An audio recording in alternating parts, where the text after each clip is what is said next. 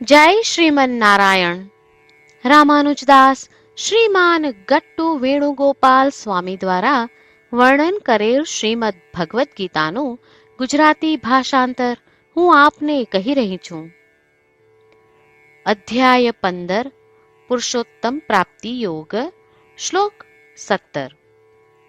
ઉત્તમઃ પુરુષસ્ત્વન્યઃ પરમાત્મેતિ ઉદાહૃતઃ યો લોકત્રયં આવિશ્ય બિભર્તિ અવ્યય ઈશ્વરઃ.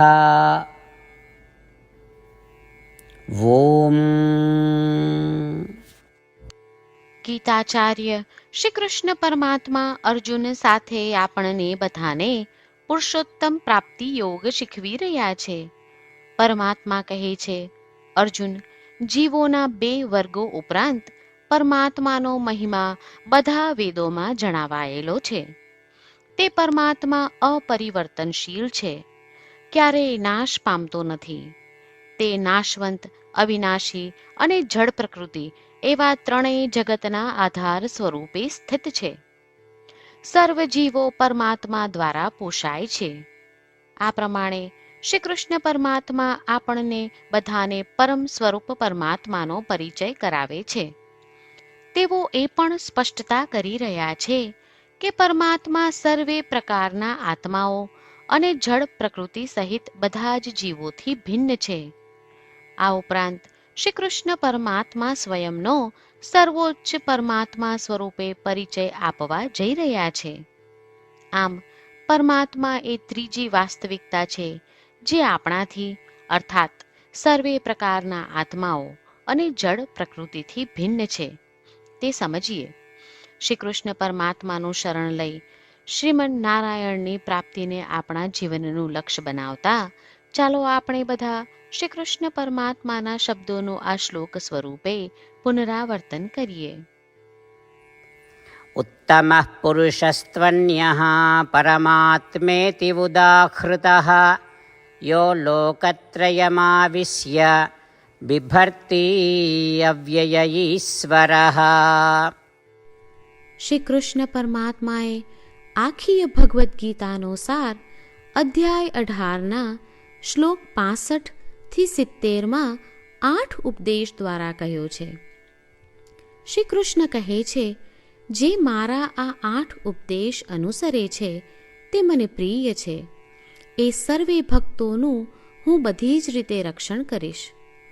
શ્રી કૃષ્ણ પરમાત્મા પાસેથી આખી ભગવદ્ ગીતા સાંભળ્યા પછી અર્જુન કહે છે, કરીશ્યે વચનમ તવ.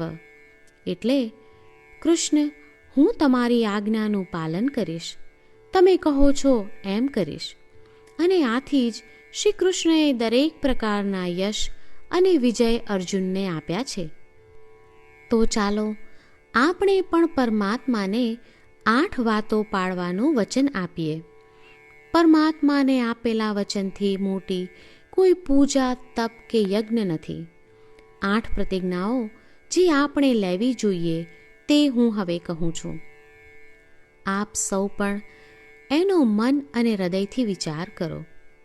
આ રીતે શ્રી કૃષ્ણને વચન આપતી વખતે આપણે સૌ શ્રી કૃષ્ણની હસતી મુખમુદ્રાનો મનમાં વિચાર કરીએ અને પરમ આનંદનો અનુભવ કરીએ.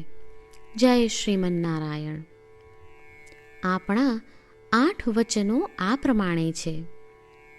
આપણું પહેલું વચન, હે શ્રીમન નારાયણ, તમારા ઉપદેશ પ્રમાણે હું હંમેશા તમારું ધ્યાન અને ચિંતન કરીશ. આપણું બીજું વચન, હે શ્રીમન નારાયણ, તમે કહ્યું છે તેમ હું સદાય તમારી ભક્ત રહીશ.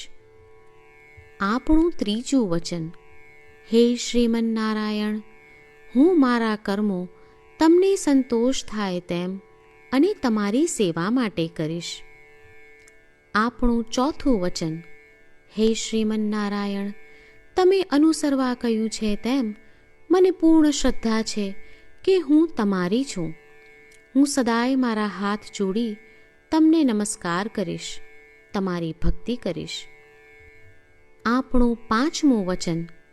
હે શ્રીમન્નારાયણ, હું તમારા શબ્દો યાદ કરું છું. મામેકમ શરણમ વ્રજ. તમે તમારી શરણમાં આવવા કહ્યું છે. શ્રીમન્નારાયણ, હું માત્ર તમારા જ શરણમાં છું. આપણું 6થું વચન. હે શ્રીમન્નારાયણ, આપે કહ્યું છે મા શુચ. તમે અમને આશ્વાસન આપી શોક ન કરવા માટે કહ્યું છે, તો હું દુઃખી નહીં થાઉં, શોક નહીં કરું.